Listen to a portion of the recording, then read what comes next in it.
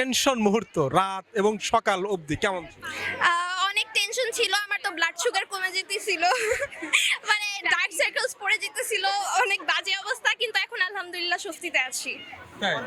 এখন এই একটা কৃতিত্ব প্রথম কাকে জানিয়েছিল? প্রথমে তো অফকোর্স আল্লাহকে, কারণ আল্লাহ না চাইলে তো কোনো কিছুই সম্ভব না। তারপর আব্বু আম্মু, তারপর নিজেরও তো, তারপর শিক্ষক, সবাই বেসিক্যালি সবার বড় হয়ে কি হবেন? ইনশাআল্লাহ ডাক্তার হওয়ার ইচ্ছা আছে। ডাক্তার লাগে আপনাকে? হ্যাঁ, থ্যাংক ইউ।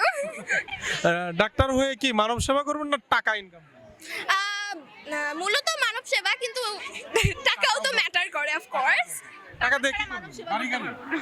টাকা দিয়ে মানুষের হেল্প করব, নিজের চাহিদা মেটাবো, মানে সবাইকে হেল্প করার চেষ্টা করব, বাবা মাকে। আলহামদুলিল্লাহ 2 বছর পরে এই দিনটা আসছে, আমরা সবাই এটার জন্য ওয়েট করছি। অ্যান্ড আজকে স্পেশালি মা দিবস, তো আমি আমার রেজাল্টটা আমার মাকে স্যাক্রিফাইস করতে চাই, বিকজ মা অনেক কষ্ট করছে। অ্যান্ড এই স্পেশাল দিনটা এই গিফটটা পেয়ে আলহামদুলিল্লাহ। কেমন লাগছে? অফকোর্স আলহামদুলিল্লাহ ভালো লাগছে, কারণ 2 বছর কষ্ট করছি, 2 বছর পরে এই রেজাল্টটা পাইছি। রেজাল্টের আগে খালি আমাদের মাথায় ঘুরতেছিল যে আমরা রেজাল্ট পাবো কি না দো, তো আলহামদুলিল্লাহ। রাত কেমন ছিল? ঘুমাই নাই, ডার্ক সার্কেলস পড়ে গেছে চোখের নিচে, সপ্তাহ ঘুমাই নাই আমরা রেজাল্টের ভয়ে। আসলে এক সপ্তাহ না, আমি 2 দিন। কেমন লাগছে? আলহামদুলিল্লাহ ভালো লাগছে, 2 বছরের অনেক কষ্টের পর আজকে এই দিন হয়েছে। আর সবার অবদান ছিল, আব্বু আম্মু, টিচার, সবারদের, তো ভালোই লাগছে। আলহামদুলিল্লাহ অনেক ভালো লাগছে।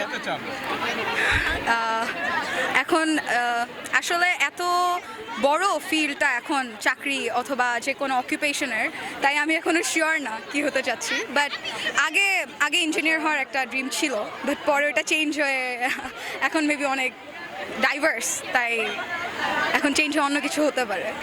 অনেক ভালো লাগতেছে, অনেক আলহামদুলিল্লাহ জিপিএ 5 পেয়েছে, সবারই ভালো লাগতেছে, আমারও ভালো লাগতেছে। রাতটা কি আসলে ভালো ছিল?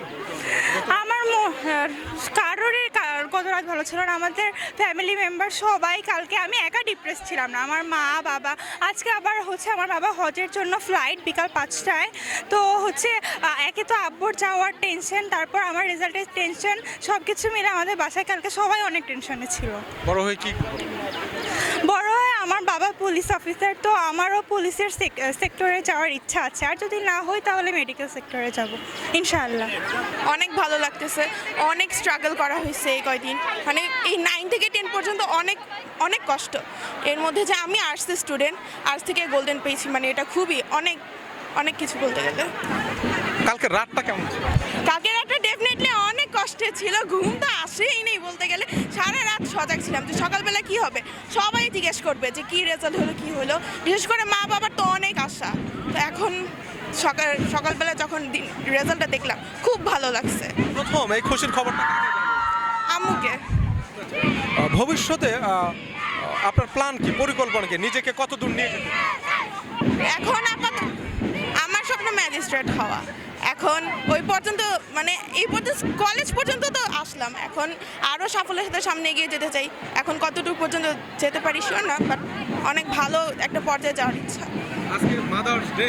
হ্যাঁ, মাকে কি বলবো, মাকে এত বছরে যে এত কষ্ট করছে, দীর্ঘ 10 বছর কষ্ট, তার ফল তো আজকে পেলই। অনেক ভালো একটা রেজাল্ট করছে, তো এটা মাদার্স ডের জন্য মায়ের অনেক ভালো একটা উপহার।